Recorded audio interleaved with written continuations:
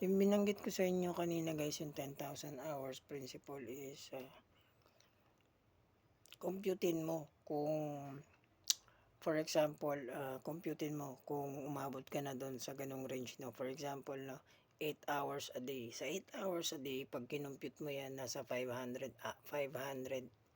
hours yun na spend mo for 3 months, no. So, or 6 hours a day, no. So, pero syempre, hindi naman dire-diretso yung 6 hours, no. Pwedeng kung meron ka talagang time, may pera ka, mayaman ka, no. So, marami kang time sa buhay, pwede yun dire-diretso.